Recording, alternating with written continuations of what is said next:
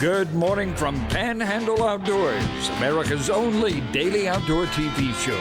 Your source for fishing, hunting, and information for folks who enjoy the great outdoors. Now sit back, relax. It's Panhandle Outdoors. Good morning, folks. Welcome to Panhandle Outdoors. I'm Winston Chester. I'm so glad you're here this morning. Got a special guest with some great stories and great pictures. So let's get started with our weather brought to us by Haney Technical Center. At the corner of Baldwin and Highway 77. High today, 93. I know it's fall. Fall has started, but it's 93 today, low 73. Water temperature, 86 degrees. Take a look at our river reading brought to us by Mountain Dew. I'm looking down here. I do not have the river readings this morning, so I apologize for that. I know they're low. They're below a foot on Choctawhatchee. And it's just low, like we said, for the last 2 weeks. So be careful out there. Tide chart brought to us by Kent Forest Lawn. High today, the high tide will be at 5:36 this morning, and low will be 4:27 all week long. We're back in some really good tides, good falling tides, some excellent fishing. It's just and the wind's going to be coming today. We're coming out of west at about 5. Not a very it's going to be variable and not a big factor today as far as the wind. At 5 miles an hour. Let's take a break. We'll be right back with our guest. Hi, welcome back, folks. And our guest this morning, a good friend of mine, Mr. George Stewart. Morning, how we doing? Glad to have you, George. I'm glad to be here. I know you all saw me showing these pictures of all this elk and all out west, and I told you when George got back home, I'm going to have him on the show, and here he is. That's right. It's been a good year, been a really good year. It's been an amazing year. I said, this guy's living in a dream world out there. I kept looking at these pictures. Yeah. But let's hear, we always have new viewers and all. Let's give a little background, George, where you came from and all. So tell folks what's up. I've been here since the early 90s with the Coast Guard, and I retired out of the Coast Guard. I used to be a marine inspector on all the inspected vessels, passenger vessels, and charter fishing vessels. And did some investigation work. So I've been here for quite a while in the Marine fleet, and we just made it our home. And I've been hunting in Northwest Florida from Niceville, is where I grew up. So. Yeah, Niceville. We got folks over that way, and the thing about it, a family went through your son and the daughter, and had Lisa in class, and you had both of them in class, and you have a business now. Yeah, Bay Engineering. It's a construction company. Pretty popular item these days. You stay pretty busy, aren't you? We're wide open. Yeah. And I know they've done a little bit of work for me. Great folks doing work and all. So I know, and his reputation as an inspector now, as a Coast Guardman, he was the head man doing inspection on these fishing boats. But I knew the captains. That's two separate entities right there, the inspector and the captain of the boat. But I can honestly say, these captains, they all.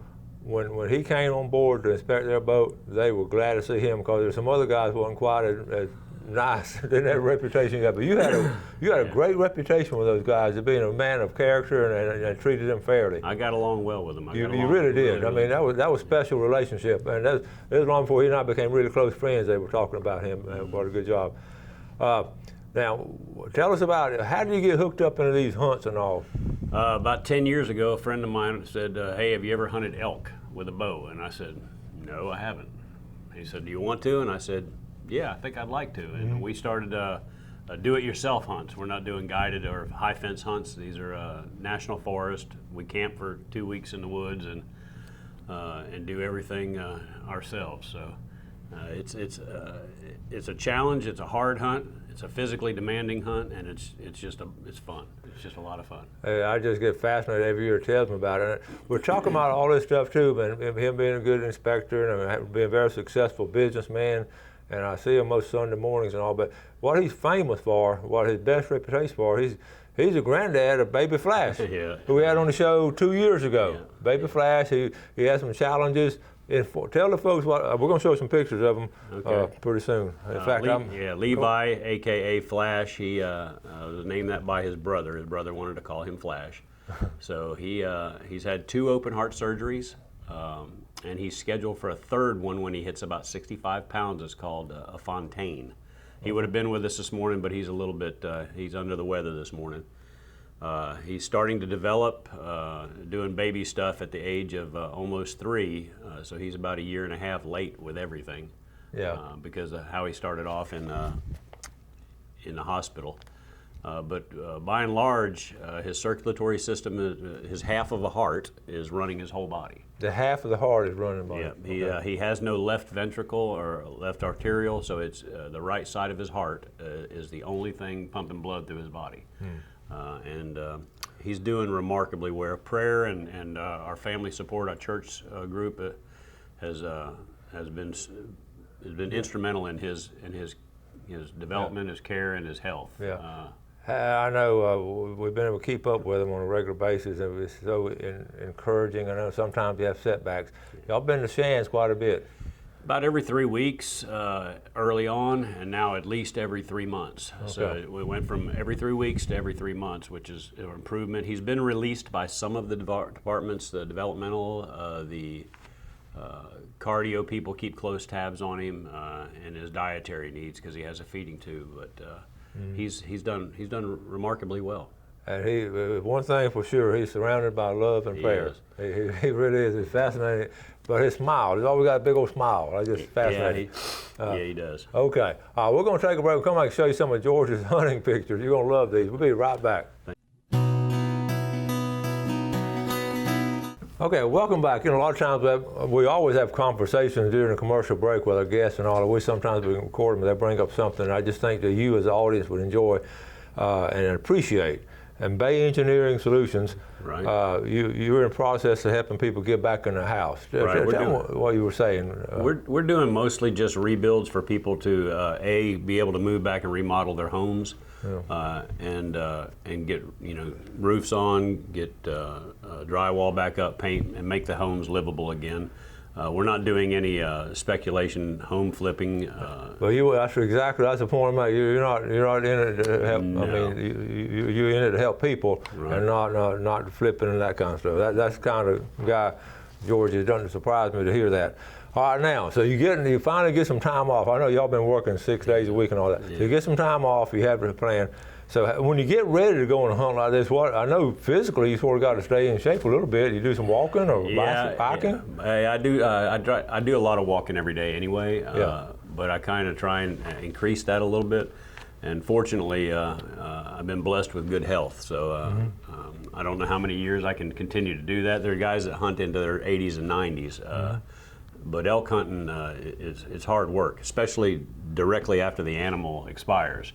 It then turns into a job because you can't take off-road vehicles anywhere in New Mexico. So you were just doing all this walking. I mean, you got to be dragging and physical work. All right, let's start. We're going to start on some of these pictures. Now, I remember you sent me this one. I said, "Holy Toledo, what is that?" So tell us about. Is that one a rub? Yeah, that's the last thing you want to be in New Mexico is a tree that an elk rubs on because it's normally destroyed. They'll take a tree that size and put it on the ground in most cases. Wow. So yeah, the last thing you want to be is a rubbed tree by an elk. Okay, so now listen, there are 4 of y'all on the hunt, right? Correct, 4 of us. 4 of y'all on the hunt, and okay, so what is it? Let's start on this one. In August, we went and did an antelope hunt on a 60,000 acre wind farm, and it was an archery hunt, and they call them speed goats. So we hunted speed goats for a week, and that's Troy Nevins, and he got that one on the 4th day of the hunt. And he's probably a high 70s. He's not an 80s buck, but he's close. Are you in the trees or in the blinds? What do y'all shoot from? He was shooting from a blind. Okay. Ground blind? A ground blind. Okay. And then we also have a windmill stand and a few others. That one's not been scored yet. He's going to be in the 80s also, low 80s, maybe 78. I shot him from a windmill. From a windmill? Right before sunset. Watched him for about 4 hours that afternoon until he finally gave me a chance. All right, now you get down to business. So you got to do all the process. This is how we used to do it many years ago. Well, that's what we don't do this anymore, but y'all do out there. Yeah, we do. That's cool. Yeah, we process them on site because that's great. The heat and the care for the animal is important because if you don't care for it, it's not going to taste. And you don't waste any meat. Y'all take care of it. Okay. This was that young man, Kyle's first bow hunt, and he got himself a little buck, so he's hooked for life. He'll be an antelope and elk hunter for life. That's about a 550-pound bull that I put down on the 4th day of the hunt. He came into a water hole and gave me a broadside, and I launched an arrow at him. I hit him a little bit far back in the body, but caught his femoral artery, and he expired in about 600 yards. Wow, wow. That's us packing out about a 500-pound cow that Mario Giesbrecht killed. His first draw on an elk was that cow, and it was at 25 yards. So wow. From there, we packed out about half a mile uphill. Wow. Yeah. So it was, when y'all at a campsite, right? Correct. Okay, and it's a public land. yeah, it's in the middle of nowhere. In the middle of nowhere.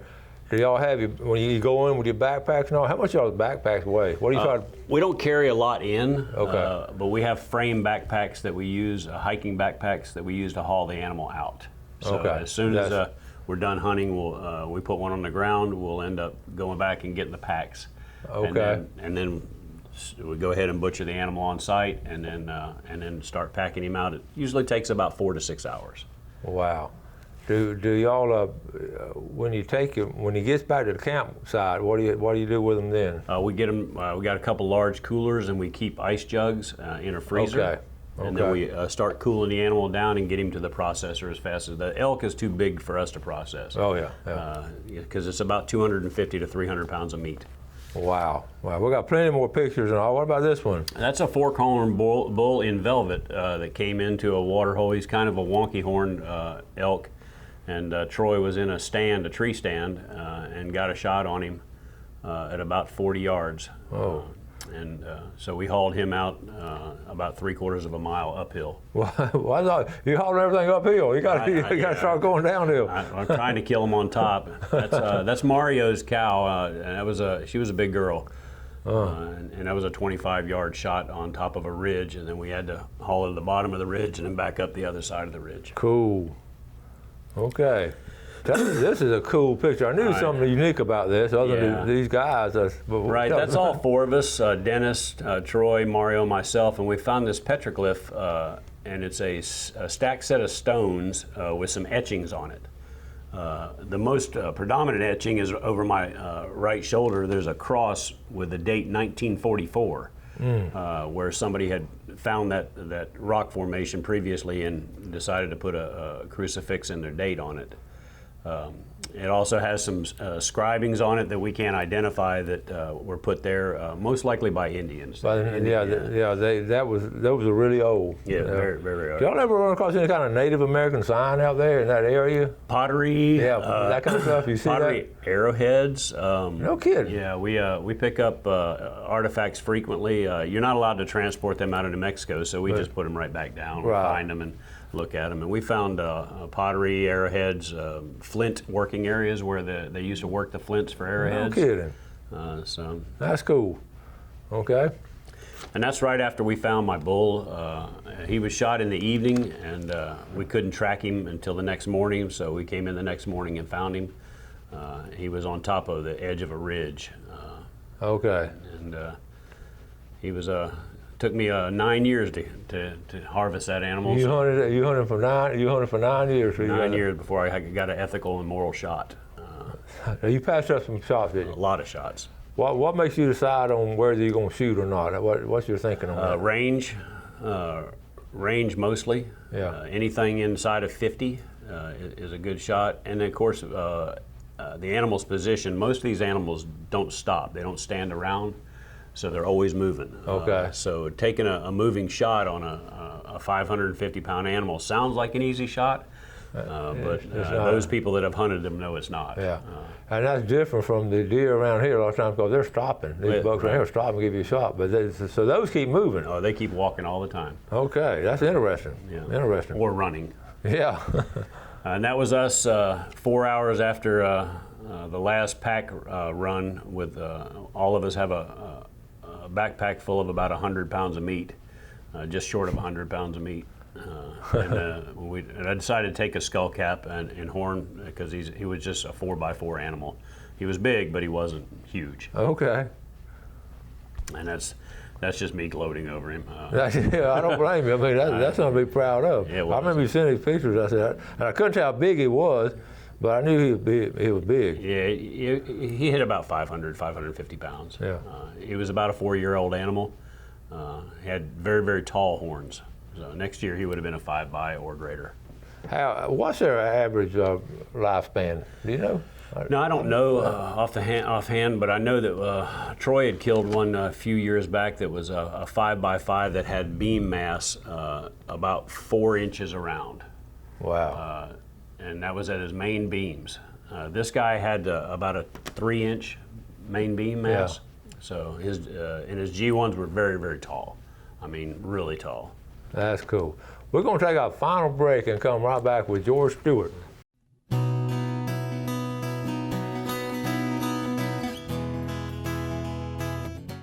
Okay, welcome back. So here we have my good friend George Stewart, who does some of on our bucket list. Some of us want to go out west and take a shot of these elk and all, but he actually does it. So that's why I have him on the show to share this information. Fascinating. Let's take a look at our game and fish times today, brought to us by Blue Water Outriggers in Port St. Joe.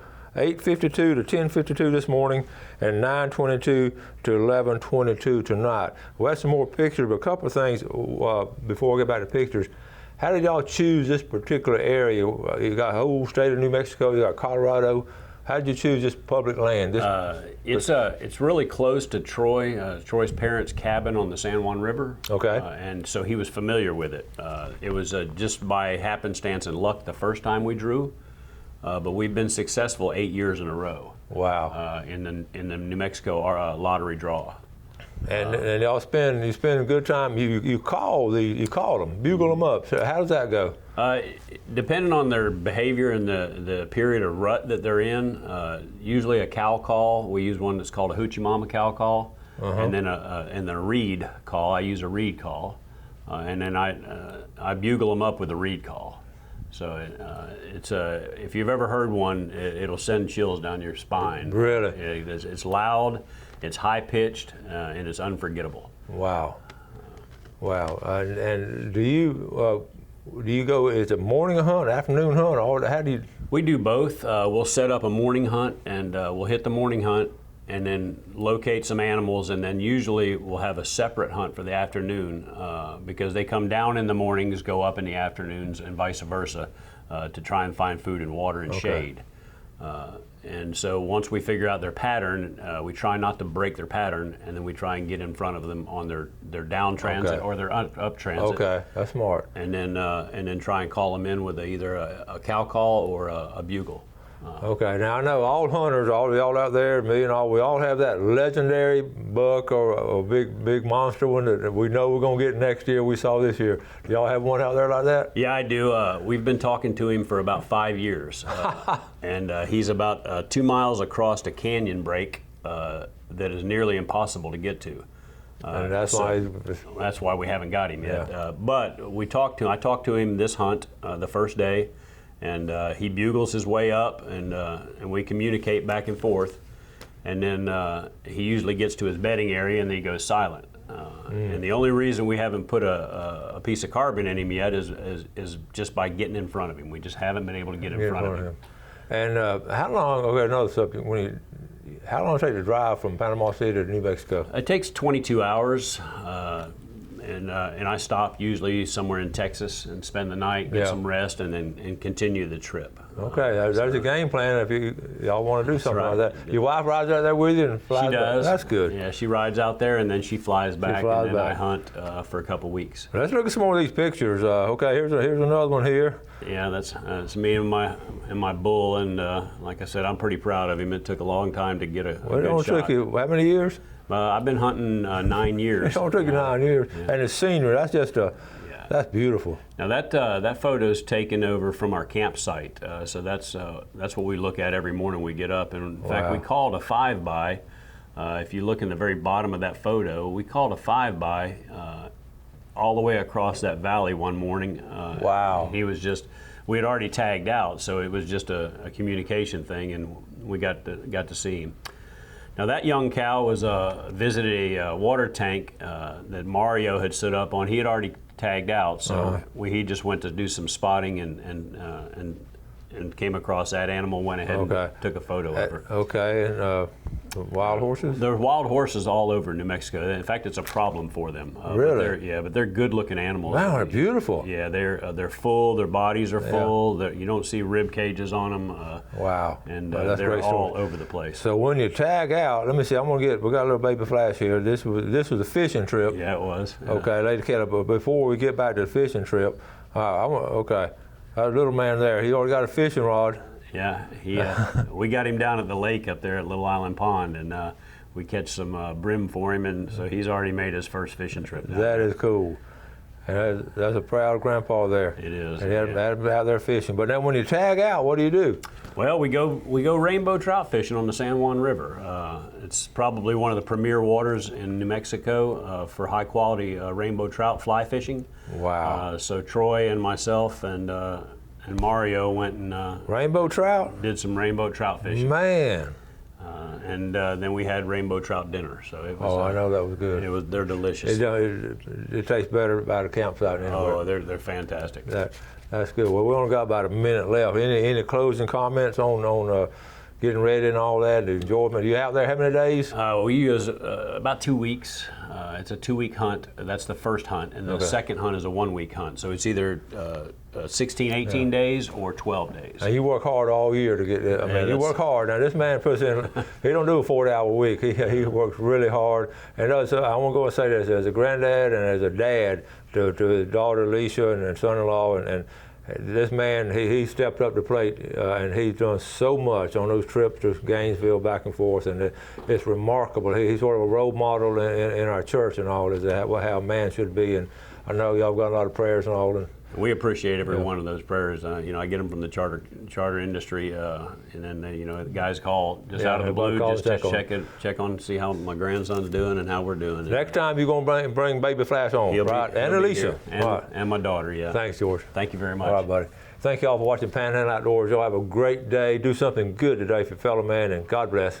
Thanks for watching America's only daily outdoor TV show, Panhandle Outdoors with Winston Chester, featuring hunting, fishing, and other activities and information to help you enjoy the great outdoors. Join us next time for Panhandle Outdoors.